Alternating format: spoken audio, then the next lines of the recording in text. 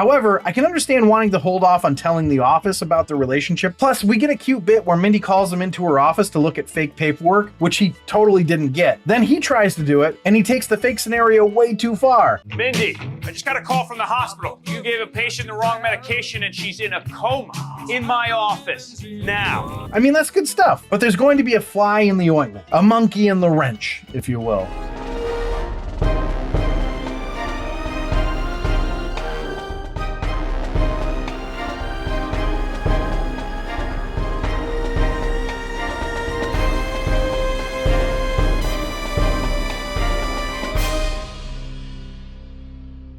Welcome back to another episode of The Rank. I'm John, and today we're going to be ranking the next episode of the Mindy Project. Now, for those of you who are new to the show, I'm just going to give you the agenda real quick. We start off with the Potent Notables, which are just a couple interesting facts or tidbits that I found out about the episode or series. And then I go into the episode overview, which is just where I talk about the episode from beginning to end. And then I do the rank, the namesake of the show, where I rank the episode in 5 categories on a scale of 1 to 5, 1 being the worst, 5 being the best, all to find out what is the best sitcom of all time. So we take a sitcom, we rank every single episode of that series. The average of those rankings gives us the series ranking. Now today we're going to be ranking the 17th episode of the second season of the Mindy Project called Be Cool, written by Ike Barinholtz and David Stassen and directed by Rob Schrab. Now just so you know, there will be spoilers ahead. You know, it's available on Hulu, so if you want to watch it, watch it. Now for those of you who are enjoying these episodes, or you're just a fan of the Mindy Project and like consuming content about it, please consider subscribing and or following, like the episode, comment. You can email me at info@therankpodcast.com with your questions, suggestions, whatever, and I will respond to you. If you really want to support us real bad, you can support us by becoming a patron on our Patreon site at patreon.com/therankpodcast. But without further ado, let's dive into the ranking, starting with the Potent Notables.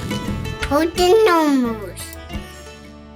So this 17th episode of the second season aired Tuesday, April 8th, 2014. Mindy did a bit better this week, getting 2.3 million viewers, which is definitely better than 1.9. It wasn't enough to beat the NCAA Women's Basketball Championship on ESPN, though, which had 4.27 million viewers watch UConn beat Notre Dame. It also didn't hold on to Glee's 2.8 million viewer lead-in. Now, Fox was still doubling up episodes, so this is the 9 p.m. slot, and next week when we do the next episode, it'll be the 9:30 slot. So as for the direct competition, besides the women's championship, the Goldbergs were on ABC and beat Mindy with 4.5 million viewers. Amish Mafia on Discovery beat it with 2.45. About a Boy on NBC had 6.9, and CBS's NCIS Los Angeles crushed everyone in this time slot and the next with 14.6 million viewers, the next being 9:30 p.m. The winner of the night was the regular NCIS, of course, with 17.4 million. So our next and last Potent Notable is that when Morgan arrives at Mindy's, he not only references the movie Home Alone and does the iconic scream, but he is also wearing the sweater that Kevin, Macaulay Culkin, wears in the movie. I know it's a weak one, that's just what I got. Hey, you know, there's like 150 of these, so give me a break. All right, let's go to the episode overview. So the beginning of this episode actually really disappointed me. One of the things this series has done off and on at the beginning of episodes is to have Mindy doing a voiceover, only to find out that she's actually talking to someone. It's a goofy little bit that I really enjoy, and I've expressed before that I wish they'd have been able to keep that up for the whole series. But in this one, we get a voiceover to start the episode. I was genuinely looking forward to the show showing us who she was actually talking to, but they didn't. It was just an actual voiceover. It's probably a silly thing to be disappointed by, but I was nonetheless. Now, in the first episode after the kiss, Mindy ended up still being together with Cliff and having to figure out how to break up with him. Then in the next episode, or last week's, she finds out she's in a porno, and we find out that Danny is a date raper. No, we didn't. But in this episode, we open with them just enjoying each other finally, until Danny says that he just wants them to keep the relationship on the down low, to be cool. Now, when I hear the phrase be cool, I can't help but think of John Travolta playing Chili Palmer and a young Dwayne "The Rock" Johnson playing a gay bodyguard. Maybe I'm just a nerd. I don't know. Well, it's pretty obvious, isn't it? But that's what I think of. Either way, Danny's up to his old nonsense again. This dude has a lot of insecurities. However, I can understand wanting to hold off on telling the office about their relationship. Plus, we get a cute bit where Mindy calls him into her office to look at fake paperwork, which he totally didn't get. Then he tries to do it, and he takes the fake scenario way too far. Mindy, I just got a call from the hospital. You gave a patient the wrong medication and she's in a coma. In my office. Now. I mean, that's good stuff. But there's going to be a fly in the ointment. A monkey in the wrench, if you will. And that fly is named Brooke. Apparently a very attractive pharmaceutical saleswoman likes Danny, and she comes into the office once a year. And this is the day she's coming. Naturally, she still wants her some Danny, and Danny can't say he's in a relationship. Meanwhile, Mindy hasn't been home in 3 days, and it turns out she's been robbed. Jeremy has the great idea that she shouldn't be alone because criminals often come back to do it again. I don't think he's right about that. Anyway, Morgan volunteers to stay with Mindy, and then Peter's like, why not Danny? So Danny runs away. I will say, I don't really understand what this show is doing with Danny. He's kind of a dick when we first meet him in the first season, and then he grows on us, right? Much like a dick would. My apologies for the joke. You get us excited for him and Mindy to be together, and then you just turn him into a dick again. It feels like they're playing with my emotions. Somehow, Danny is able to keep convincing Mindy to continue being cool, even blaming Mindy for the fact that Morgan is staying at her apartment now. Some subtle gaslighting. Now, we also find out that Peter is seeing someone, an easy-to-please chubster, apparently. Jeremy is appalled at this, which, come on, Jeremy, we just found out that you worked your way through the entire ballet company. By the way, what he's appalled about is not that she's a chubster, but that Peter is not very good to women. But Jeremy, not appreciating how Peter treats women, is going to play a role in this story, because Morgan is going to find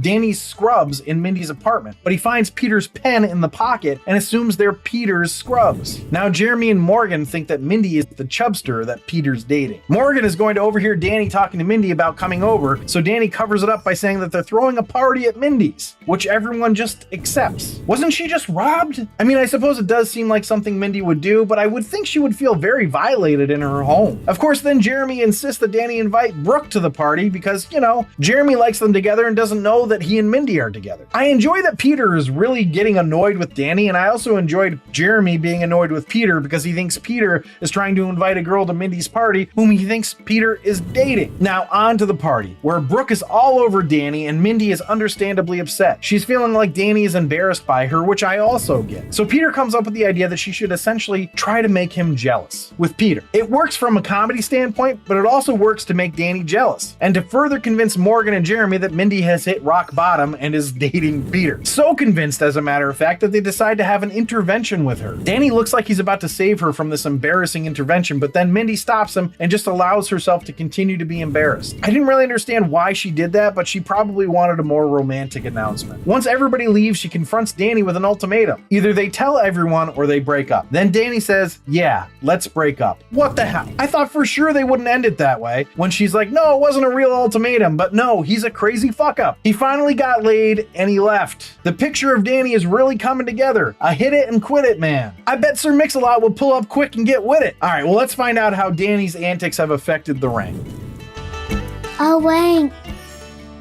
So the rank is where I rank the episode based on 5 categories: story, acting, dialogue, episode coherence, and character relatability. I rank it on a scale of 1 to 5, 1 being the worst, 5 being the best. And then I have a laugh counter where I tally up the amount of times the episode made me laugh. 1 point per laugh out loud gets added to the score. Now, before I dive into the rankings, I just want to say if you're enjoying this episode, please leave a like down below. It really does help us out. But anyway, the first category is story, which I gave a 4.5. You know what? This is a really good story. It's the story of the beginning of a relationship and how fragile it is. It's also navigating a new relationship that consists of coworkers and colleagues. For as absurd and goofy as this episode was, it also felt very real. So let's go to acting, which I gave a 5. I thought the acting was really well done. I'm so disappointed in the turn that Danny is taking, but it makes sense that he's a self-sabotager. Chris Messina played this really well. Mindy was great. Everyone was great. So let's go to dialogue, which I also gave a 5. Considering how loaded the episode was, it's super freaking hilarious. I know we haven't done the laugh counter yet, but it's a lot. So let's go to episode coherence, which I gave a 4.5. The only issue I have with this is the idea that everyone would be fine with the idea that Mindy would want to throw a party after having just been robbed.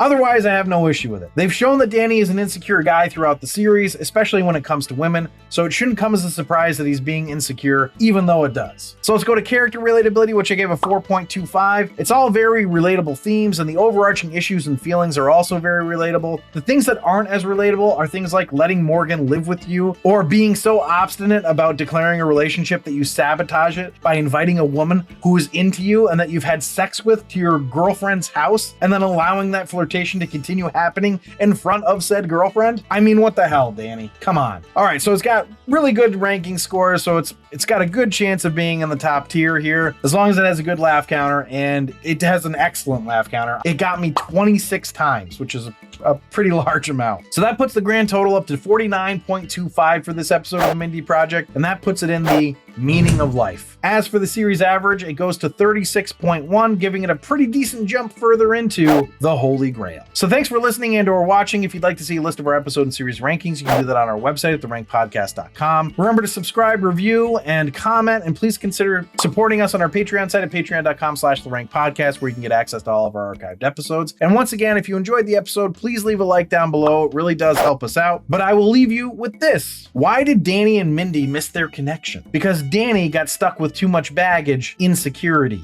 Wow, that was painful. That probably works better if you can actually read it. It's still pretty bad.